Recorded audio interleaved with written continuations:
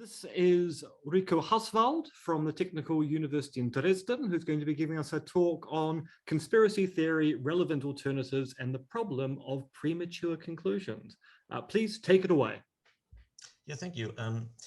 Actually, I've slightly modified my title by changing the premature knowledge claims into premature conclusions, because I now think that the problem of premature knowledge claims is only one specific variant of a more broader phenomenon. And as you can infer from the quotation marks, this paper is not primarily about conspiracy theories, but also about the term conspiracy theory. And my inspiration for focusing on the term rather than its referent comes not so much from logic, but from a sort of epistemological paradigm change that was triggered by authors like Edward Craig in his 1990 book, where he argued that we should turn our attention to knowledge ascriptions rather than knowledge as such. And he argued that given the endless and maybe futile discussions about how to define the concept of knowledge, it might be much more fruitful to ask questions like, why do we actually ascribe knowledge to ourselves or to other people? What is the function of such attributions? And in a similar vein, I focus here on the speech acts by which we, by which certain beliefs or utterances are labeled conspiracy theories. So my questions are, how should we analyze such speech acts, and why are they performed? What are their discursive and epistemic effects? And here's the plan of my talk. I start by introducing the relevant alternatives approach and some portions of speech act theory, which is the background of my further considerations. I then argue that the term conspiracy theory is typically used to perform a special type of speech acts that I call dismissive conversational exercitives. And in the last part, I then normatively evaluate the practice of using the conspiracy theory label to perform dismissive conversational exercitives, and argue that it gives rise to what I call the problem of premature conclusions, which comes in different varieties, and three of which I will examine in more detail.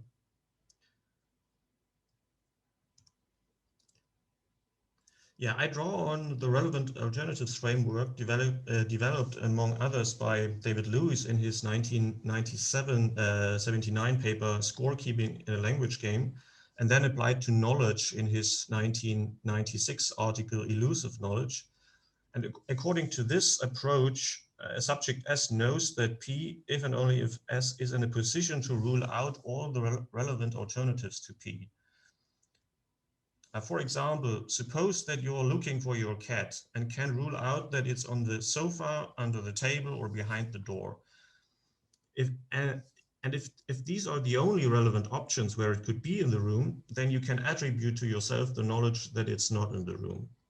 In other words, you know that P, that is the proposition that the cat is not in the room, once you have inspected the places in the room where the cat might be and thereby gathered the evidence to rule out these alternatives to P.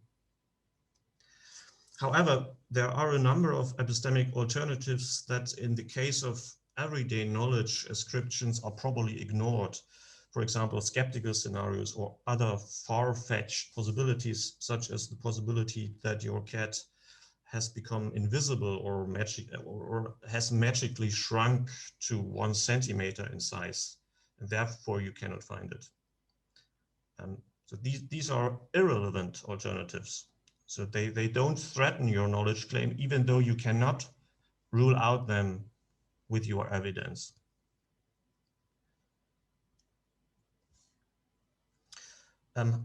However, which alternatives are relevant is not fixed once and for all. Epistemic context changes may occur that make previously ignored alternatives relevant or previously relevant alternatives irrelevant. As a result, knowledge attributions that appear legitimate in one context may appear illegitimate in another, even though the subject's evidence has not changed at all. For example, once skeptical scenarios become relevant to the conversational context, you can no longer claim to have knowledge that the cat is not in the room, since your evidence is insufficient to rule out these alternatives.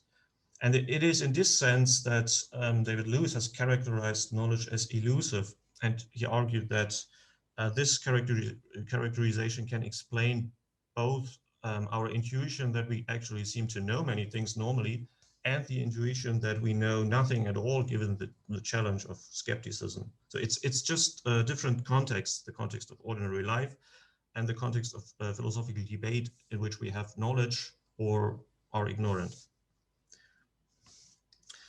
How can such changes of conversational context occur? Mary-Kate McGowan has argued in a series of publications that they can be brought about by a special type of speech acts that she calls conversational exercitives. Some conversational exercitives can broaden the set of alternatives relevant to a particular conversation. These are the cases McGowan focuses on. In particular, McGowan follows Lewis in claiming that merely mentioning an alternative is often sufficient to make it salient to the participants of the conversation and thereby relevant. On the other hand, there also seem to be conversational moves that can narrow the set of relevant alternatives. In particular, there is a subtype of conversational exercitives that I call dismissive conversational exercitives. This category includes speech acts such as nonsense, bullshit, don't be silly, don't be absurd, don't talk rubbish, that's fake news, come on, and many others. For example, if you are looking for your cat and a friend comments, maybe it's gone invisible, you might reply, don't be silly or something like that, depending on the circumstances, and then continue your search. That is your serious search, what you regard as serious. By performing such dismissive speech acts, speakers typically exercise what Keith DeRose calls a conversational veto power. They express their unwillingness to take certain epistemic alternatives seriously and to bring about a contextual change that would make them relevant, or to return to a context in which it was not relevant. So if your dismissive conversational exercitive is successful, and there is no guarantee that it is, because there's no automatism, but if it's successful, you keep your knowledge that the cat is not in the room and don't drift into a context where you lose it. I will now argue that the term conspiracy theory is one of those expressions typically used to perform dismissive conversational exercitives. For example, speech acts like, that's just a conspiracy theory. To substantiate this claim, it should first be noted that the term, as used in ordinary language and public discourse, does not simply refer to any theory that explains an event by assuming a conspiracy. For example, the assumption that 9/11 was an inside job is usually considered a conspiracy theory, whereas the official explanation is not labeled so, although it also explains the events by assuming a conspiracy, namely the conspiracy of a group of Islamists. It is also worth noting that the term is sometimes used simply to refer to assumptions that are considered crazy or outrageous, even if they make no reference to any conspiracy at all. For example, speculation that COVID-19 may have leaked in a laboratory accident has often been labeled a conspiracy theory, even though it does not, or at least not necessarily, imply a conspiracy, given that a conspiracy is an intentional phenomenon, whereas an accident is not.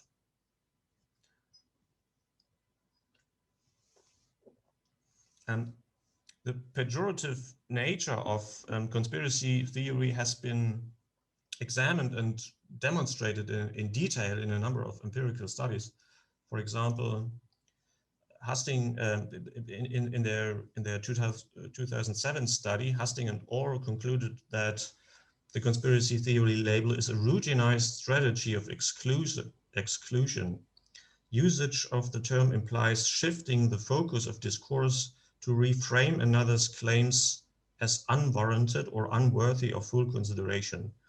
Braddock argues that labeling something as conspiracy theory amounts to classifying it as something that is not just false, but does not reach the threshold of acceptability to even be tested to be falsified. Similarly, Bjerg and Bresco and Thyssen conclude that conspiracy theories are excluded from being even possible candidates for truth. And Bauermann and Konitz write, ordinary usage of the term conspiracy theory and also much of academic usage of the term implies that conspiracy theories are false or irrational to believe. Labeling a belief as a conspiracy theory expresses that the belief is not worth being taken seriously and only held on irrational, presumably paranoid grounds. To be sure, the conspiracy theory label is sometimes used without any pejorative connotations, especially by scholars advocating particularist approaches to conspiracy theories. So I'm not just suggesting that the label is always or necessarily used to perform dismissive conversational exercitives, but that it's often or typically used in this way in ordinary language and public discourse. My argumentation so far has been primarily descriptive, and I now turn to more normative issues by asking, can it be legitimate to perform dismissive conversational exercitives? I think the answer is yes, given that some alternatives really don't deserve to be taken seriously, at least in certain situations. As an illustration, think again of the example from section 1. If you're looking for your cat, it doesn't seem to be particularly reasonable to search the room with a magnifying glass to test the hypothesis that the cat has magically shrunk to the size of 1 centimeter.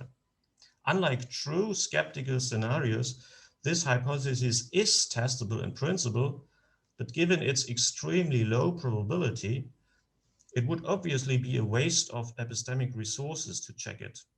It would be much more reasonable to extend your search to other rooms or perhaps the garden instead. Can it be illegitimate to perform dismissive conversational exercitives? Again, the answer is yes, I think. From an epistemological perspective, it can be very problematic to dismiss alternatives as irrelevant that should actually be taken seriously. For example, all too often, beliefs, opinions, investigative hypotheses, conjectures, and so on that are worth considering are excluded from serious consideration by being dismissed in public discourse as conspiracy theories. This raises the question of when an alternative is worth considering and when it should be dismissed without serious consideration. It is certainly the case that there can be significant disagreement among different people about whether an alternative deserves to be taken seriously. But are there any objective criteria that can be applied here? I'm afraid that I cannot give you a definite or comprehensive answer here, especially since what should be counted as worth considering varies from context to context. What can be said, I think, is that in most contexts, an alternative need not be known to be true in order to count as worth considering. This would be too high a threshold.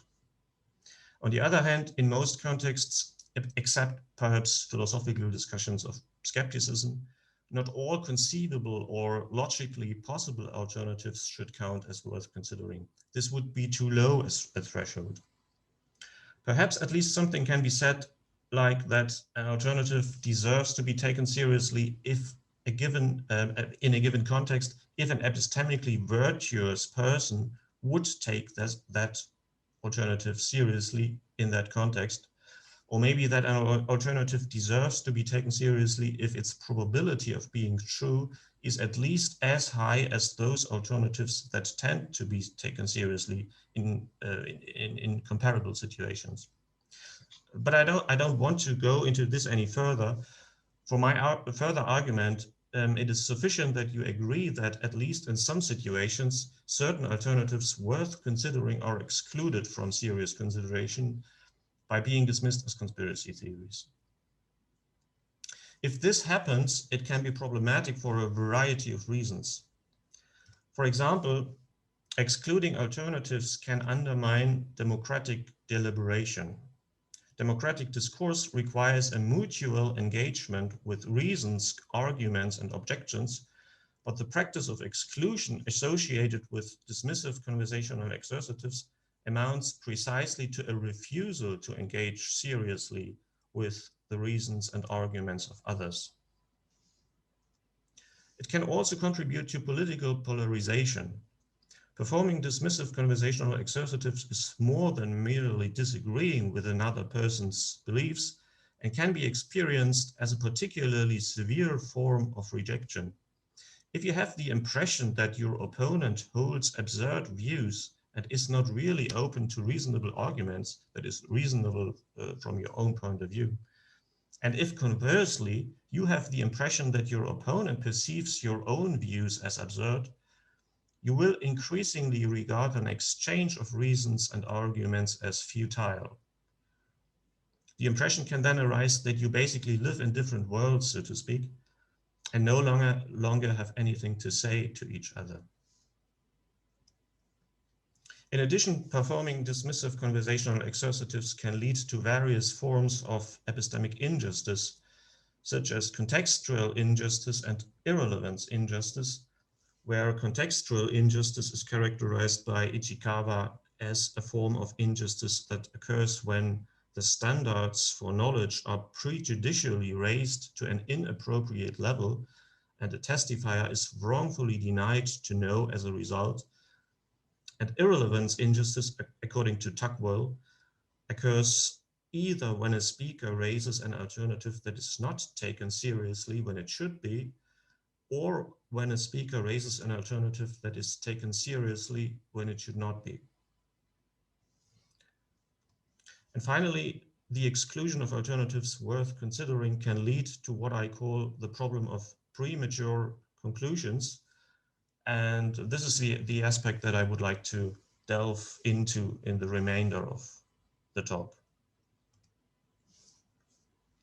The problem of premature conclusions is actually a phenomenon that comes in different varieties.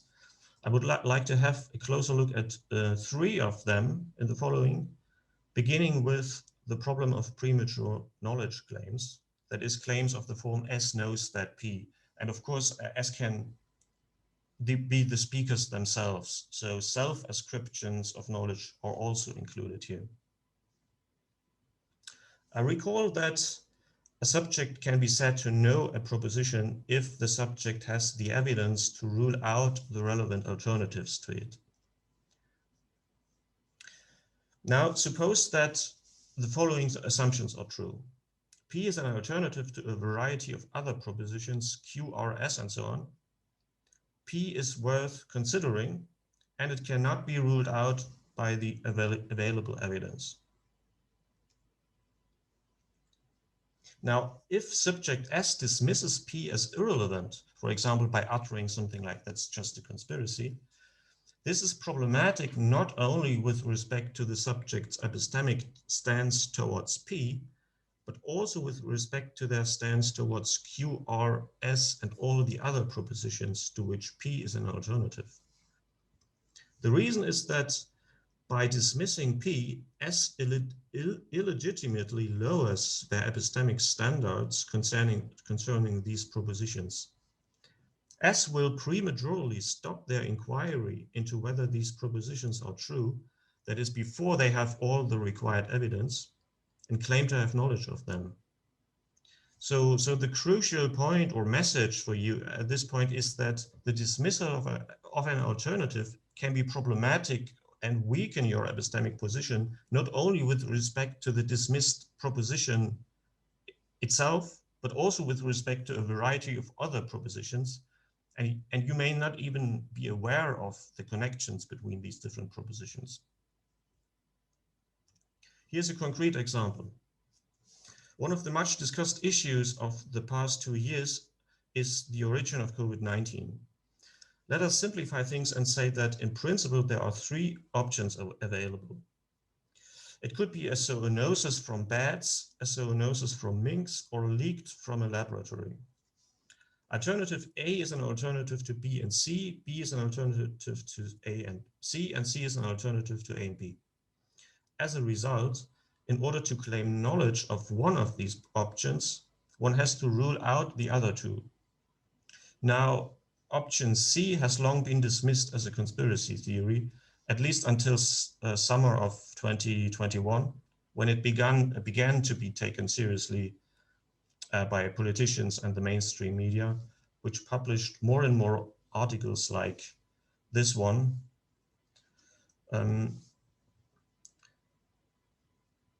So for the sake of argument, suppose that the available evidence speaks in favor of option A and rules out option B, but it cannot definitely rule out option C. Thus, in a context in which all three options are taken seriously, it would not be legitimate to claim knowledge that COVID is a zoonosis from bats. However, if option C is dismissed as a conspiracy theory and thereby excluded from the set of relevant alternatives, it doesn't seem necessary anymore to cite evidence to assess it, and the knowledge claim appears legitimate. But provided that option C should not have been excluded from the set of relevant alternatives, the knowledge claim in fact appears to be premature.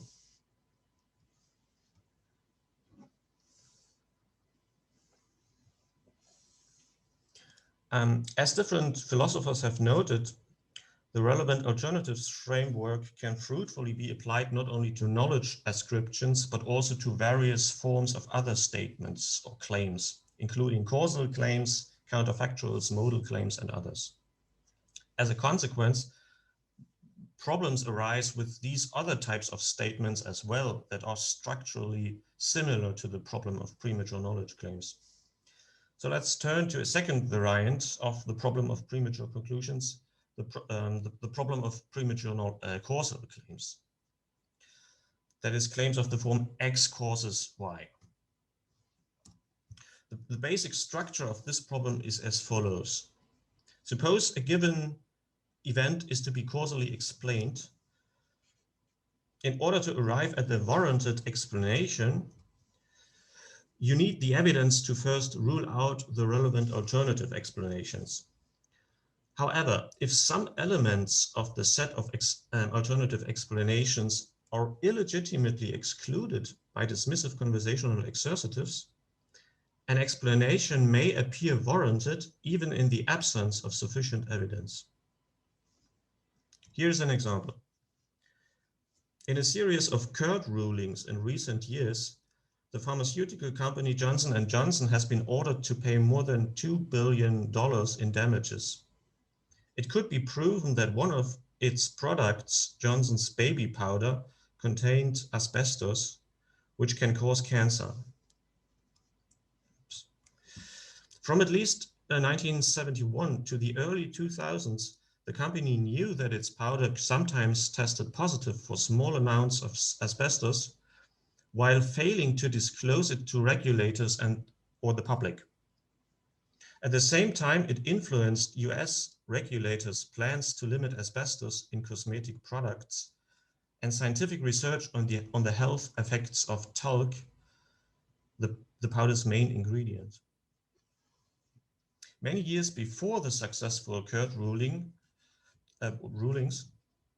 there were already corresponding rumors or occasional media reports, but they were not taken seriously. As late as 2018, Johnson & Johnson referred to corresponding allegations as an absurd conspiracy theory. Now consider the following story, which is inspired by real cases.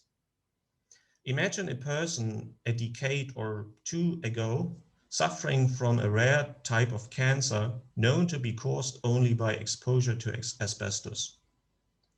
The person speculates about the cause of her disease and considers all the situations in which she may have been exposed to asbestos. Suppose the only situation she can think of is a period of her life when she lived in a house where asbestos may have been installed, so she is inclined to believe that this is the cause of her cancer. she then becomes aware of rumors that Johnson's baby powder, which she used for a long time, may contain asbestos.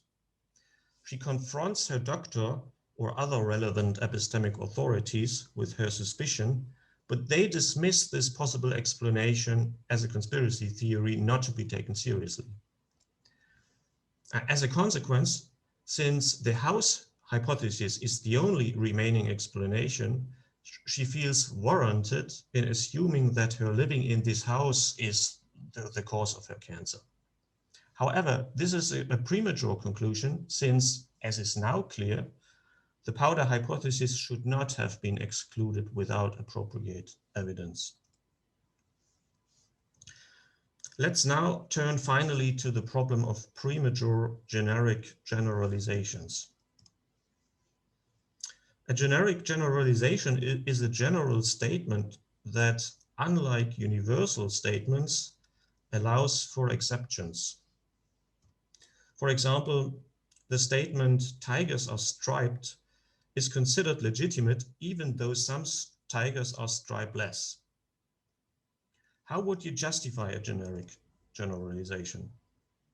I think it's natural to say that in order to justify a generic, one has to consider the set of relevant instances, for example, the set of tigers, and compare the instances that confirm the generalization to those that don't confirm it. That is, the striped tigers to the stripeless. So if there are sufficiently many confirming instances and not too many non-confirming ones, the generalization appears legitimate. To be sure, the phrase "not too many instances" is vague, but it's not necessary for us here to be more specific, particularly since what counts as too many varies from case to case. That is, different generics allow for different numbers of exceptions. What does matter is that one can prematurely arrive at a generalization if the set of relevant instances is illegitimately lowered, narrowed. For example, consider the generic, the pharmaceutical industry is trustworthy. Let's assume, for the sake of argument, that if one were to consider all the relevant instances, one would hesitate to endorse this generalization, given the significant number of cases in which pharmaceutical companies have not acted in a trustworthy manner. Things might be different, however, if a significant number of the non-confirming cases were excluded as irrelevant.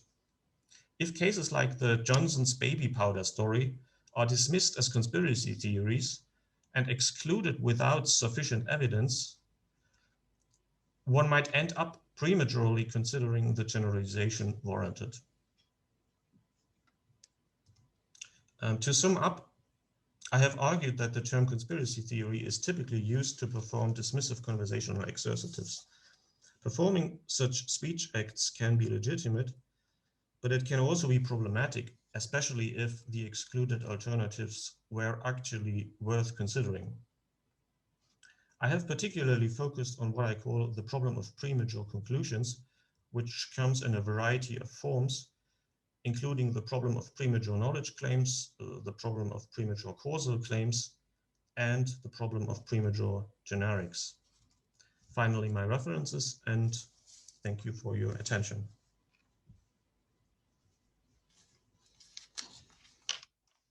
Thank you, Rico. That was a very, very interesting talk. And we already have two questions.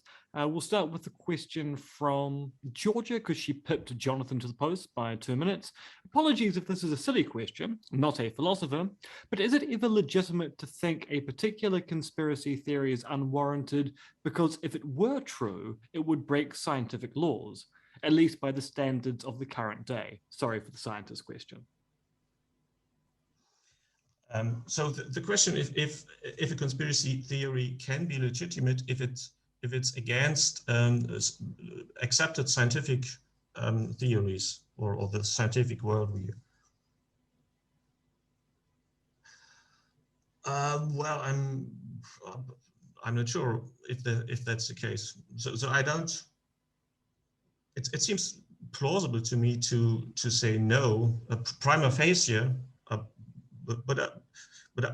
actually I don't have a very strong argument here at this point. Yes, I mean, I guess the question is more along the lines of, can we rule out the conspiracy theory as a relative alternative if it goes against scientific norms? Oh yes, yeah, I see. Oh, this connects to the passage in which I considered whether there are criteria to decide whether dismissive conversational exercitives can be legitimate. Yeah, maybe that could be. I mean, at least this could be a weak criterion. I mean, probably there is no guarantee that we, or no algorithm that can a priori decide which alternatives are warranted or should be taken seriously. So at best, we can have something like very weak criteria, but no guarantee. We've got our second question comes.